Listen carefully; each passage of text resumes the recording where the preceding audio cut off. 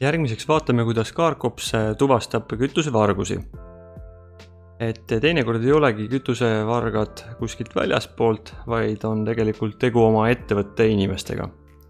Siin ongi üks hea näide ühest ettevõttest, kus autojuht arvas, et kui ta paneb mootori käima, et kui siin on kollane taust, siis see tähendab, et mootor käib.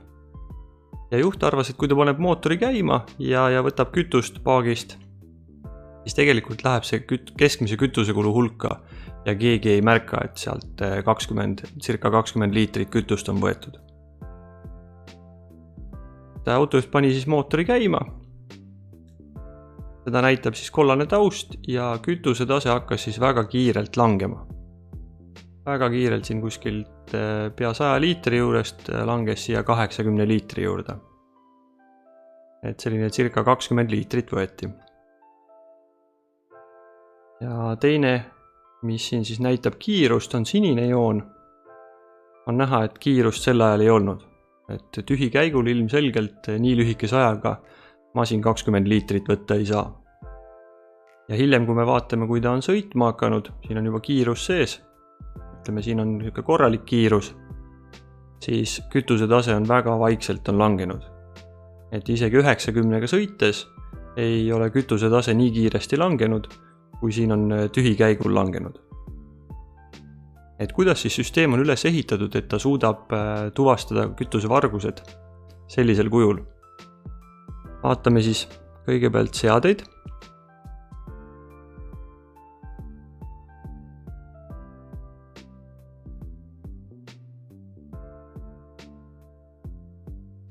Iga masina mootori anduri juures on kirja pandud kulu liitrit tunnis.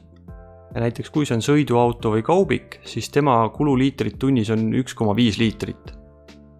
Kui see on rekka, siis on ta tavaliselt 5-8, olenevalt masinast. Ja kui see ületab seda väärtust, näiteks antud pildil oli siis tegu rekkaga ja seal oli märgitud 5 liitrit tunnis tühi käigul.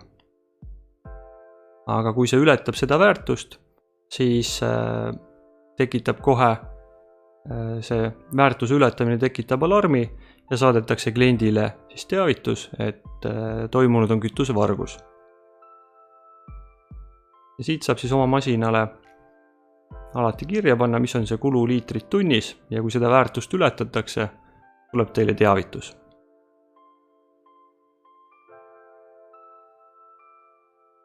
Et niisama lihtne tegelikult ongi tuvastada ka sellised keerukamad kütusevargused, kus juht arvab, et ta on kaval, paneb mootori käima ja siis seda ei tuvastata. Tegelikult tuvastatakse isegi sellised kütusevargused. Meeldivat kasutamist!